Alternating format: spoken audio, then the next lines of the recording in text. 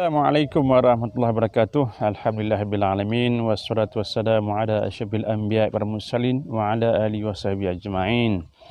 Amma ba'd. Jadi saya sekarang berada di parit lebak akhir Titi Serong, Parit Buntar. Kebetulan balik ke rumah mak mentua, pak mentua di sini. Saya mengambil ruang ni untuk menjawab satu persoalan yang ditanyakan berkenaan dengan apakah hukum makan kopi luwak juga kopi taik musang ni. Bila orang tanyakan sekarang ni dah memang bila orang suka benda-benda yang new normal kan. Jadi ada timbul soalan sama ada boleh ke tak boleh. Jadi kalau kita lihat kopi memang kopi lah, biji kopi banyak. Di sini tak ada kopi, yang di sini banyak bendang. Banyak bendang di sini, kawasan ni memang banyak bendang lah, padi lah. Baik, kalau kata kopi ni banyak ditanam di sebelah Sulawesi, Indonesia, Sumatera, yang banyak memperkenalkan kopi taik musang dan juga kopi luwak. Baik, musang luwak ni adalah sejenis mamalia yang spesies musang lah, sejenis musang. Jadi bukan musang janggut, ni memang musang betul.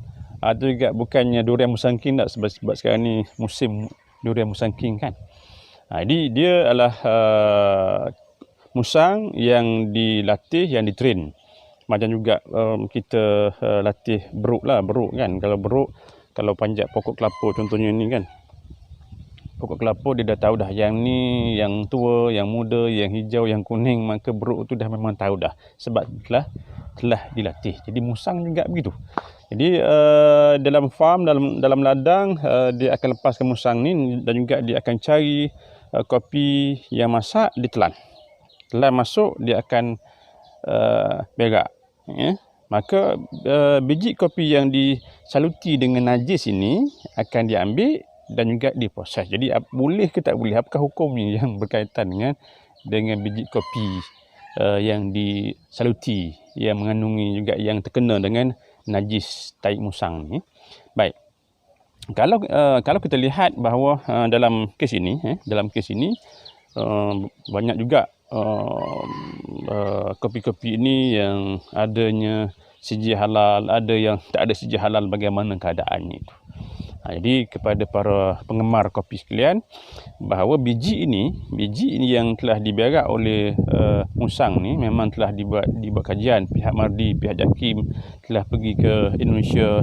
Kita pun juga ambil test biji ini yang telah diberak tersebut, ambil, dia tidak dicemari, maknanya tak ada kesan kopar, tak ada kesan apa pun. Maknanya bila dikupas, tahi tidak terkena kepada najis dalam, tahi tak terkena kepada biji dalam tu.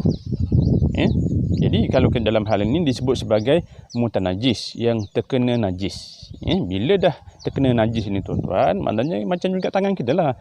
Bila tangan kita yang kena najis, basuh, maka dia akan hilang dia punya sifat najis tu. Jadi dalam hal ini kopi juga begitu. Kopi juga begitu.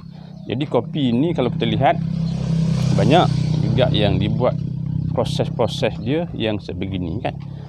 Baik, jadi dalam hal ini bila biji kopi itu dibasuh, diproses dan juga mengikut kaedah-kaedah penyucian hukum syarak, maka dalam hal inilah juga fatwa kebangsaan yang telah bersidang pada mesyuarat yang kali yang ke-98 pada tahun, saya ingat tahun 2012 yang lepas, telah memutuskan bahawa kopi luwak ini, kopi taik musang ini adalah harus untuk kita gunakan dengan syarat mestilah dibersihkan. Kaedah-kaedah penyuciannya adalah kaedah-kaedah penyucian yang mengikut hukum syarak. Sebab itulah kalau kita lihat bahawa kopi luwak ini yang dijual, adanya sijil juga logo halal yang diberikan oleh pihak JAKIM, oleh pihak Majlis Agama Islam Indonesia juga ada. Jadi yang penting disarankan, dicadangkan kepada pengusaha-pengusaha kopi luwak, pastikan mereka ini mohon sijil halal untuk memastikan bahawa kaedah penyucian yang dipraktiskan, yang diamalkan oleh mereka ini adalah mengikut hukum syarak itu sendiri. Jadi kopi luwak adalah juga kopi musang lah harus gunakan, harus diminum, harus juga dimakan. Sebab tidak ada benda-benda yang boleh menajiskan. Sebab kaedah al-aslu fi asya' al-ibahah. Asal satu perkara itulah diharuskan, melainkan illa ya'ti datang nas yang mengharamkannya itu. Jadi kalau kita lihat, fatwa kebangsaan mengharuskan. Jadi carilah kopi luwak yang ada sijil dan juga logo halal. Baik, jadi sekian. Assalamualaikum warahmatullahi wabarakatuh.